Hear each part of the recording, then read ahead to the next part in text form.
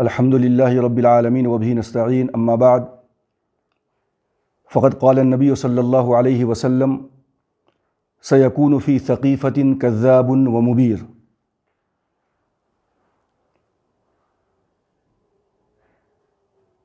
محترم ناظرین،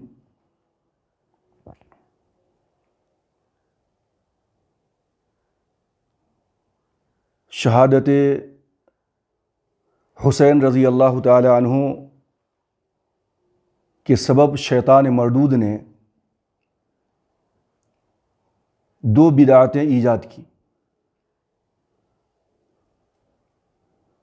پہلی بدعت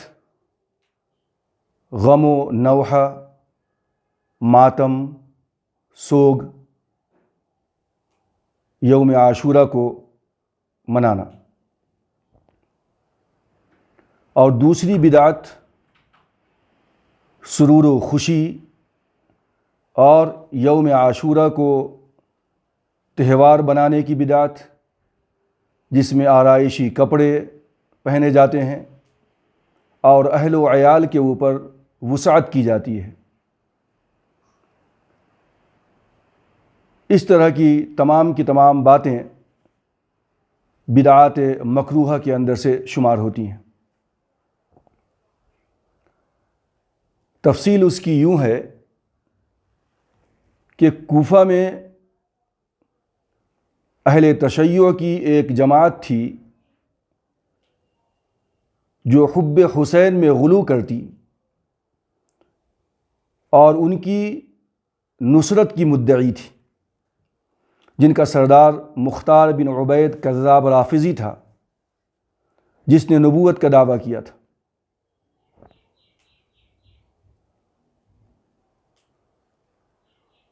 اور ایک جماعت ناصبیوں کی تھی جو حضرت علی رضی اللہ تعالیٰ عنہ اور ان کی اولاد سے بغض رکھتی تھی، جن میں سے حجاج بن یوسف ثقفی تھا۔ صحیح مسلم کے اندر ایک روایت ہے کہ آپ صلی اللہ علیہ وسلم نے ارشاد فرمایا سیکون فی ثقیفۃ کذاب ومبیر، کہ ثقیفہ کے اندر ایک شخص کذاب پیدا ہوگا اور دوسرا مبیر، لوگوں کو ہلاک کرنے والا پیدا ہوگا۔ کذاب سے مراد یہی وہ مختار بن عبید کذاب رافضی جس نے نبوت کا دعویٰ کیا تھا اور یوم عاشورہ کو شہادت حسین رضی اللہ تعالی عنہ کے واقعے کو تازہ کرنا اور ان کی شہادت پہ غم اور ماتم اور سوگ اور نوحہ کرنا، اپنے جسم کو لہو لہان کرنا، کپڑے پھاڑنا، بال نوچنا، اس طرح کی جتنی بھی باتیں ہیں یوم عاشورہ کو، اس کا تعلق بزرگ دوستو اہل سنت والجماعت سے نہیں ہے۔ یہ ایک خاص مکتب فکر کا وتیرہ ہے اور ان کا طرز ہے اور ان کا طریقہ ہے۔ اہل سنت والجماعت کا یہ طریقہ بالکل نہیں ہے۔ اس کی ایجاد کرنے والا، اس کا موجد مختار بن عبید کذاب رافضی تھا، جس نے نبوت کا دعویٰ کیا تھا۔ یوم عاشورہ کو غم، نوحہ، ماتم اور سوگ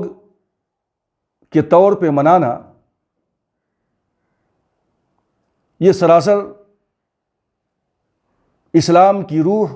اور اس کے مزاج کے خلاف ہے۔ میں نے بارہا آپ کے سامنے آپ صلی اللہ علیہ وسلم کی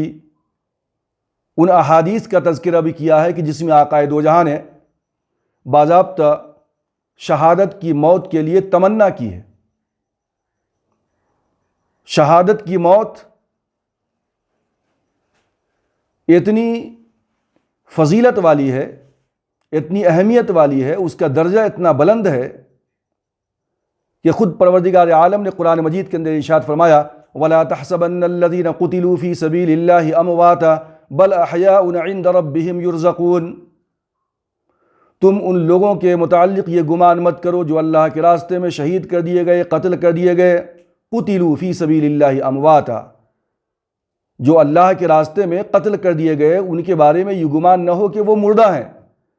بل احیاء، بلکہ وہ زندہ ہیں،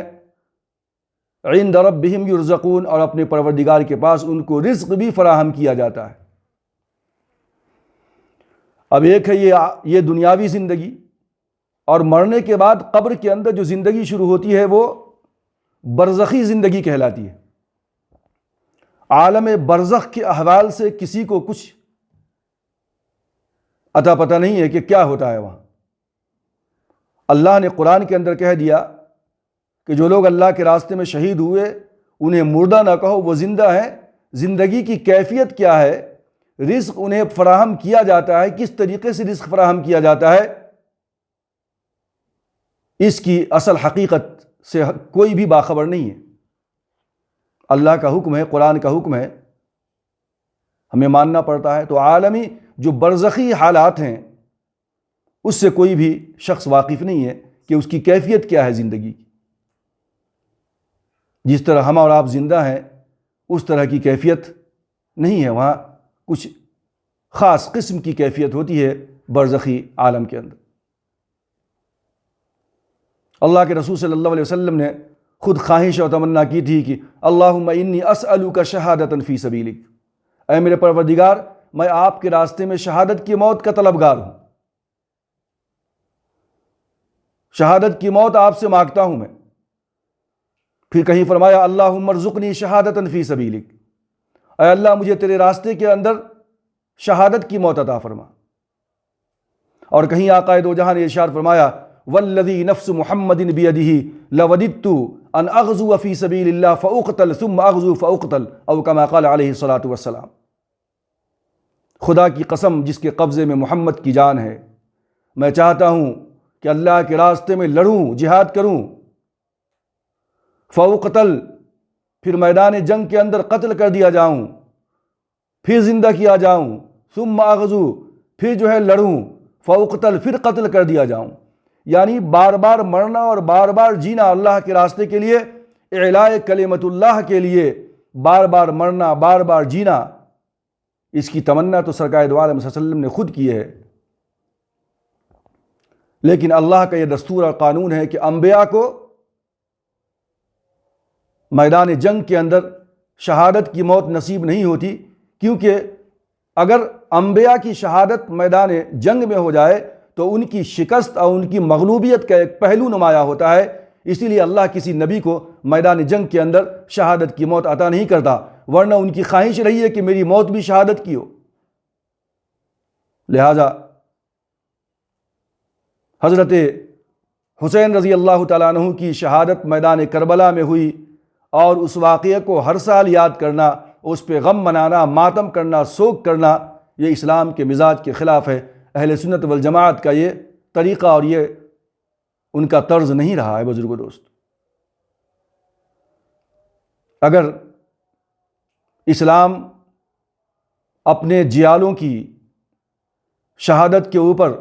غم، ماتم اور سوگ کا دن منانا شروع کر دے تو شاید سال کا کوئی بھی دن ایسا باقی نہ ہوگا کہ جس دن ہمیں کسی نہ کسی کی شہادت کا ماتم منانا پڑے۔ اگر اب ماتم منانا ہے،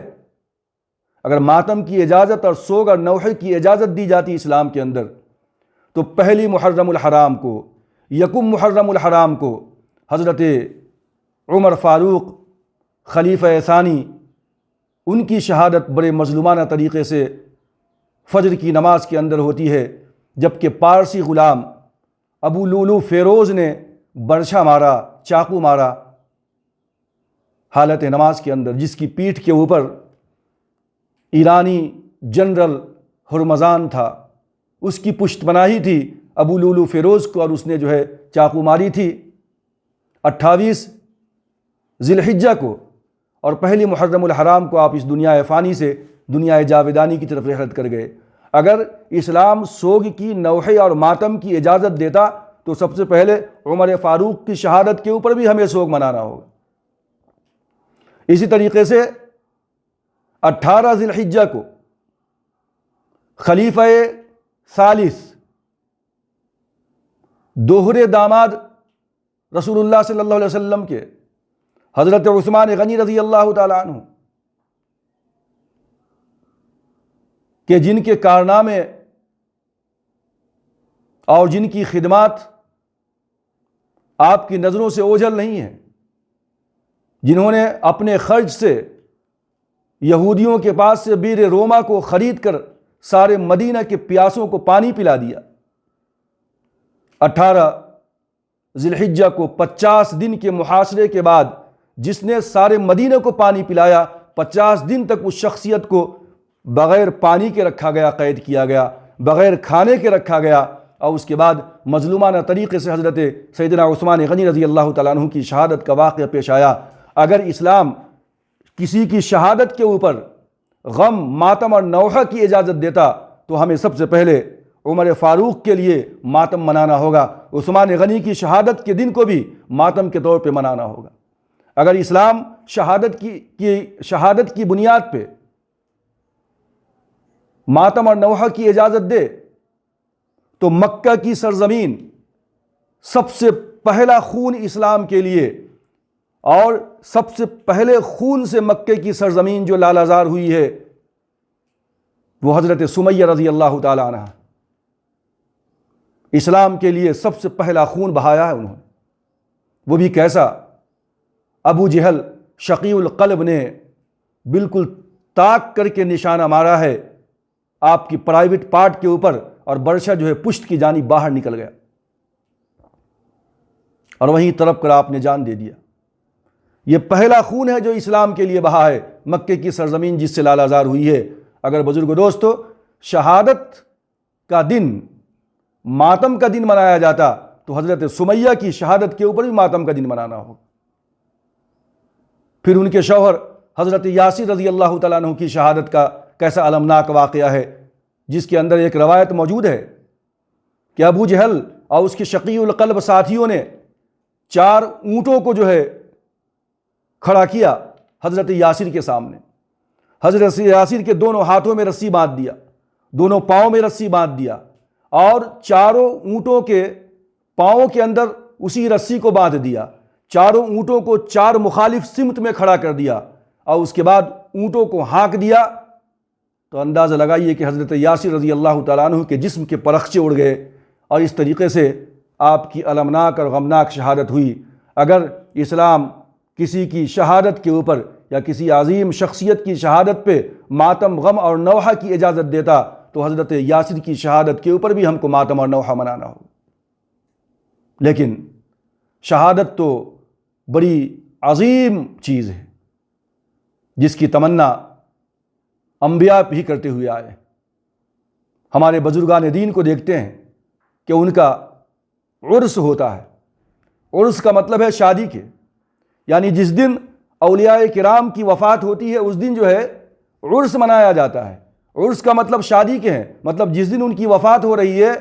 وہ شادی کا دن ہے، مطلب محبوب اور محب سے ملاقات کا دن ہے۔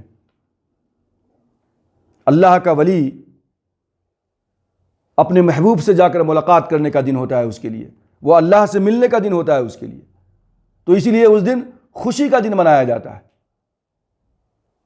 اور علامہ اقبال نے کہا تھا کہ نشان مرد مومن باتو گویم، چوں مرگ آیت تبسم بر لب اوست۔ مومن کی پہچان کیا ہے؟ اگر تم جاننا چاہتے ہو کہ مومن کی پہچان کیا ہے تو دیکھو کہ مومن کی موت کے وقت اس کے چہرے پہ خوشی اور مسکراہٹ دیکھو تو سمجھو کہ یہ مومن کی موت ہے۔ مومن کی موت ایسی ہوتی ہے۔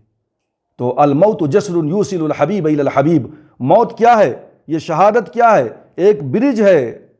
کہ جس کے اوپر کراس کر کے ایک چاہنے والا اپنے دوسرے چاہنے والے سے ملاقات کر لیتا ہے۔ تو یہ جو ماتم والا معاملہ ہے، نوحہ کا جو معاملہ ہے کہ جس کو رافضی کی ایک جماعت نے ایجاد کیا کوفہ کے اندر،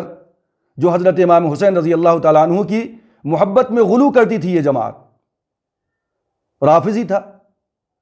اب ایسے شخص نے اس کو ایجاد کیا جو خود جو ہے مدعی نبوت بھی تھا۔ تو اہل سنت والجماعت کا یوم شہادت کے موقع سے غم، ماتم، نوحہ، سوگ منانا، اس کی کوئی اصل نہیں ہے بزرگ دوستو۔ اسلام نے کسی کی موت کے اوپر 3 دن سوگ منانے کا حکم دیا ہے۔ اگر شوہر مر جائے تو بیوی کے لیے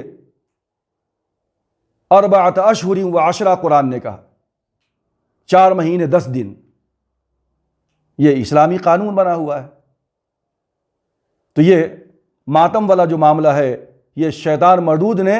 حضرت امام حسین رضی اللہ تعالیٰ عنہ کی شہادت کے بعد اس کو فروغ دیا، اس کو ایجاد کیا۔ اب دوسری جماعت ناصبیوں کی تھی، جو میں نے کہا آپ کے سامنے،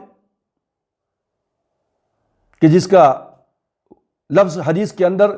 مبیر کے معنی میں آیا ہے، یعنی ہلاک کرنے والا۔ علماء نے لکھا ہے کہ اس سے مراد حجاج بن یوسف کی جماعت ہے، جس نے بہت علماء کو شہید کیا ہے، بہت بڑا ظالم تھا۔ اس کے کچھ کارنامے بھی ہیں اچھے بھی، قرآن کے اندر زبر زیر پیش لگوانے کا کارنامہ اس کا ہے، شاید کہ خانہ کعبہ کی موجودہ عمارت بھی اسی کی بنائی ہوئی ہے۔ امام مالک رحمۃ اللہ علیہ نے فتویٰ دے دیا تھا کہ اب اس کے بعد کوئی دوسرا اس عمارت کو ٹچ نہ کرے، ورنہ بادشاہوں کے لیے ایک کھلواڑ بن جائے گا، اس کی شان و شوکت کا ذریعہ بن جائے گا۔ لہٰذا خانہ کعبہ کے اندر رد و بدل ہوتے رہے، ٹوٹتا رہا، بنتا رہا۔ موجودہ عمارت حجاج بن یوسف کی ہے، قرآن مجید کے اندر زبر زیر پیش لگوایا اس نے۔ اگر یہ کارنامہ اس نے انجام نہ دیا ہوتا تو شاید پورا کا پورا ایشیا آج قرآن پڑھنے کے قابل نہ ہوتا، سوائے ان لوگوں کے جن کو عربی سے اچھی واقفیت ہے، جو علماء ہیں، فقہ ہیں۔ تو وہ کارنامے اپنی جگہ پہ ہیں، لیکن یہ ہے کہ سیکون فی ثقیفۃ کذاب و مبیر، شاید اس سے مراد یہی جماعت ہو کہ جس کو حضرت علی کرم اللہ وجہہ ان کی اولاد سے بغض تھی، اس جماعت کو۔ تو ان لوگوں نے سرور و خوشی کی محفل شروع کی قتل حسین کے بعد رضی اللہ تعالیٰ عنہ، اور اس کے بعد پھر یہ حدیث اکثر علماء سے آپ سنتے ہوئے آئے ہیں،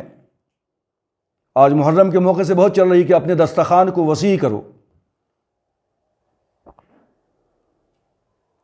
محلے کے اندر سبیلیں لگی ہوئی ہیں، دیگیں چڑھی ہوئی ہیں۔ کانسیپٹ کیا ہے، خیال کیا ہے کہ اگر آج یوم عاشورہ کو اپنے اہل و عیال کے اوپر خوب خرچ کیا،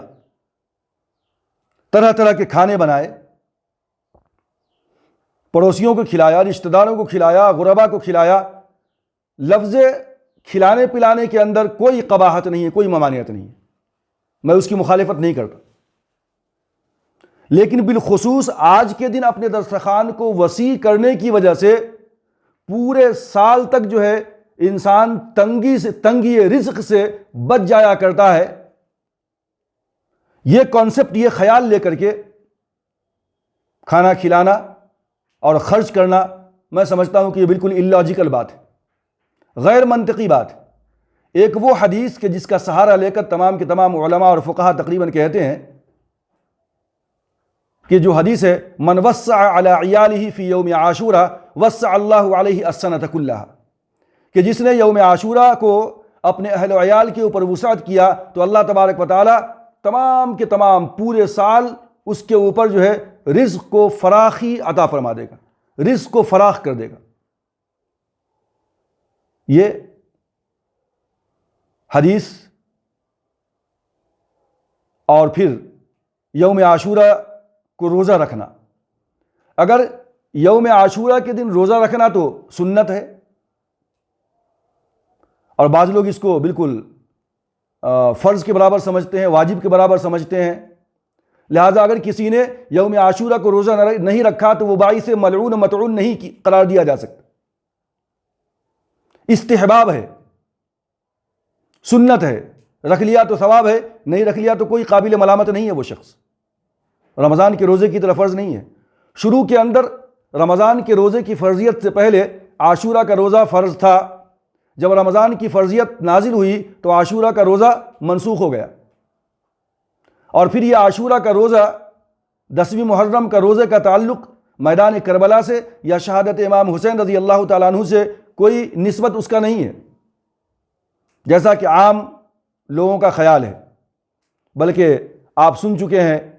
کہ 10 محرم الحرام کو یعنی ولادت نبوی سے پہلے بھی قریش خانہ کعبہ کے غلاف کو بدلا کرتے تھے 10 محرم کو، اس دن روزہ بھی رکھا کرتے تھے۔ اللہ کے رسول بھی مکے کے اندر اس دن روزہ رکھا کرتے تھے، مدینے میں آئے تو روزہ رکھا کرتے تھے، پھر یہودی حضرات بھی روزہ رکھا کرتے تھے۔ پتہ چلا کہ یہودی